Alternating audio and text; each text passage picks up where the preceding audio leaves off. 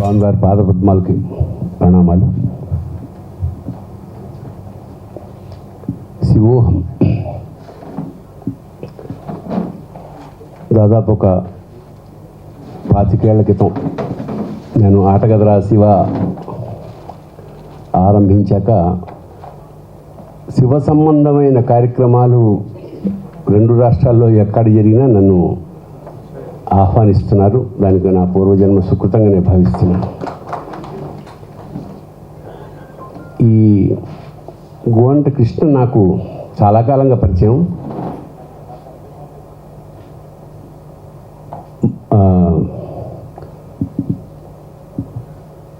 ఒకరోజు ఫోన్ చేసి, అన్న ఇట్లా ఒక పాట ఉంది, మంగ్లీ, యాక్చువల్గా మంగ్లీ ఫోన్ చేసింది, సార్ ఇలా ఒక పాట ఉంది అంటే, గతంలో మంగ్లీ ఒక పాడిన పాట చాలా వైరల్ అయింది, మిలియన్స్లో చూశారు. దాన్ని నేనే ఒక 10-20 సార్లు చూసాను. అంత బాగా ఉంది ఆ పాట, చిత్రీకరణ, రచన అన్నీ బాగున్నాయి. అలాగే మీ మీద ఒక పాట చేద్దాం అనుకుంటున్నాను, పిక్చరైజేషన్ అంటే సరే అలాగే అన్నాను. తర్వాత డైరెక్టరు యశోకృష్ణ అంతా వచ్చారు, మాట్లాడారు, అయిపోయింది. ఇక్కడ లొకేషన్ ఎక్కడ అన్నప్పుడు వాళ్ళు కాశీలో అయితే బాగుంటుంది అన్న. నేను కాశీలో చాలాసార్లు చాలా పాటలు పిక్చరైజ్ చేయడం జరిగింది.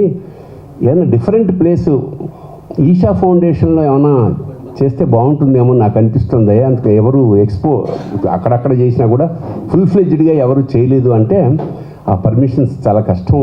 అక్కడ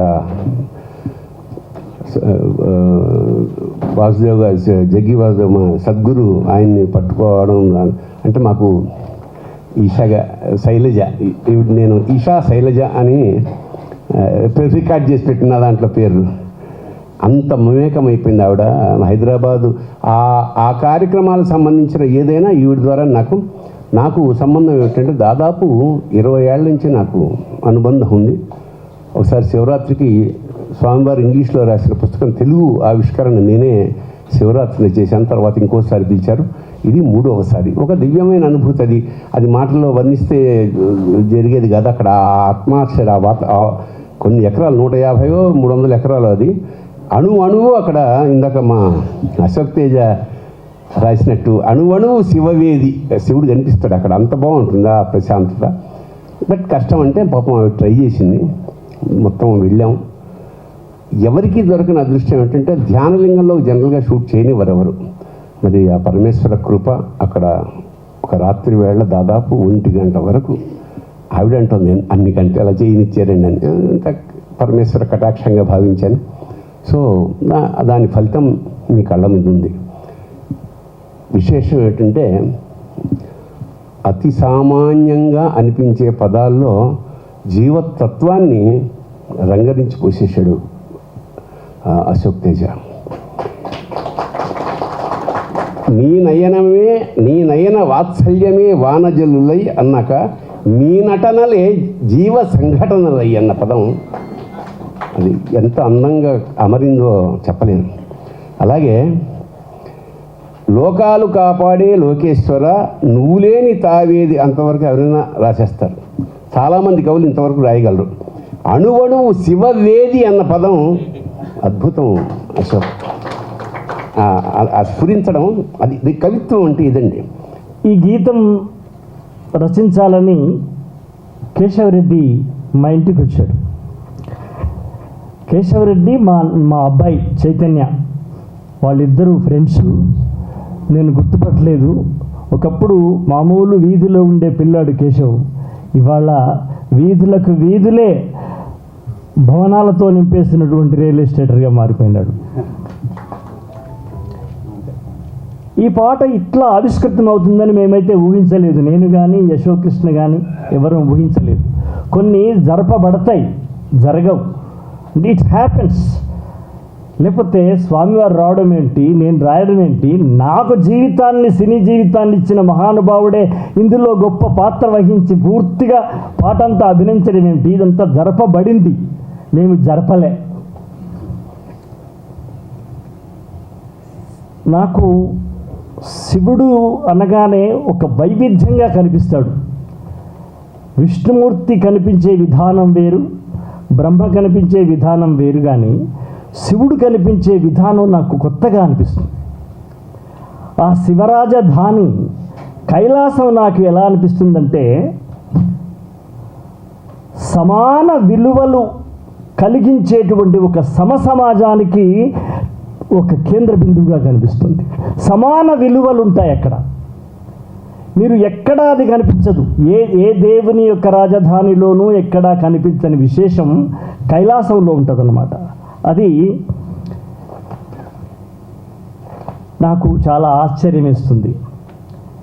సమాన విలువలు కలిగిన సమాజ విలాసం కైలాసం అని ఎందుకంటున్నానంటే, అక్కడ పదవి అహంకారపు కోరలు లేని పాము దొర ఉంటాడు. పాముతో సమానముగా కొలువు తీరిన ఎలుక మీసాల కొస మెలిక మెరుపులు కూడా ఉంటాయి అక్కడ ఎలుక ఉంటుంది, అక్కడ పాము ఉంటుంది. రెండింటికి కూడా సమానమైన విలువ ఉంటుంది. ఒకటినొకరు పీడించవు. బలవంతుడు దుర్బల జాతిని బానిసలుగా గావించారు అన్న శ్రీశ్రీ వాక్యానికి పూర్తిగా వ్యతిరేకంగా కనిపించేటువంటి చోటేదన్నా ఉందంటే అది కైలాసం మాత్రమే. అలాగే నెమలితో ప్రమాదము లేని పాములు గలవచ్చట. అరక ఎద్దులను గోరుతో గీరని భూత పిశాచ శార్దూల దాదాగిరి లేని శంకరగిరి కైలాసం. అంటే వారు ఇవ్వదలుచుకున్నటువంటి మెసేజ్ ఏమిస్తున్నారు మనకు? ఈవేళ సంసారం ఎలా ఉండాలి, ఎన్ని బాధలు ఉన్నప్పటికీ కూడా నీ వారిని నీగా అహంగా శివోహంగా చూసుకోవాలి తప్ప నీకున్న అహంతో ఎదుటి వారిని శవాలుగా మార్చేటువంటి పరిస్థితికి తేకూడదు. ఇది ఈరోజు శివోహంలో మనము మానవాళికి ఇచ్చేటువంటి ఒక మహా ఉపకారమైనటువంటి వార్త. ఎందుకంటే సంసారాలన్నీ కూడాను చిన్న చిన్న కారణాలకు, ఇందాక మన సుద్దాల అశోక్ తేజ్ గారు చెప్పినట్టు గోల్డ్ ఇవ్వలేదని చెప్పి గోటికి పోయేదాన్ని గొడ్డలి వరకు తెచ్చుకునేటువంటి పరిస్థితి అయిపోయి డ్రమ్ముల్లో దాపెట్టి కుక్కర్లో ఉడికించే పరిస్థితికి వస్తుంది. కాబట్టి అవేవీ లేకుండా శివుడి తత్వాన్ని ఒకసారి మనసారా ఈ పాటను చదివితే శివుడికి ఎంతటి కష్టం ఉన్నప్పటికీ కూడా కష్టాన్ని ఇష్టంగా మార్చుకొని తన వారిని హక్కును చేర్చుకునేటువంటి ఆ ముక్కంటి ఒక ఇంటిలో ఉండేటువంటి వారిని అందరూ కూడా తన ఒంటిలో ఉండేవారిగా చేసుకుంటున్నాడు. తన ఇల్లు కాదది, తన ఒళ్ళు అనుకుంటున్నాడు. తన ఒళ్ళే ఇల్లై తన వారికి అందరికీ కూడా ఇలలో ఎలాంటి యోగములు కలగజేయాలో ఇందాక మన వారు చెప్పారు. యోగము అనిమాదిభిరష్టద భూతిరైశ్వర్యం. దానికి ఇంకొక పేరు కూడా ఉన్నది, భస్మము అని. ఎందుకంటే ప్రపంచంలో ఏది కాలినా చివరి రూపం అద్వైతం భస్మం. అది పెట్టుకునేటువంటి వాడు శివుడు. దానికి సుగంధం లేదు, దానికి రూపం లేదు, రంగు లేదు, రుచి లేదు, ఏమీ లేదు. ఎక్కడ పడితే ఎక్కడ దొరుకుతుంది. ఎక్కడైనా మనం అలంకరించుకునేటువంటి తత్వంలో ఆయన్ని మనం ఏమంటున్నాము అంటే ఆ అద్భుతమైనటువంటి శివతత్వాన్ని అఘోరతత్వము అని మనం పిలుస్తున్నాం. ఆ అఘోరతత్వం ఎలా ఉంటుంది అనేటువంటి విషయాన్ని కూడా వారు అద్భుతంగా ఆ తత్వంలో రాస్తే శివోహం శివోహం శివోహం శివోహం శివా ఓం శివా ఓం శివా ఓం శివా ఓం. అఘోరతత్వంలో అహం లేదు, ఓమే ఉంది. దాన్ని ఈవేళ మనకు హోం కావాలి అంటే ఆ హకారం ఓం అనే దాన్ని మరిపింపజేస్తుంది. మనకు హోం వద్దనుకున్నాం అనుకోండి, ఓం మన ఓన్ అవుతుంది.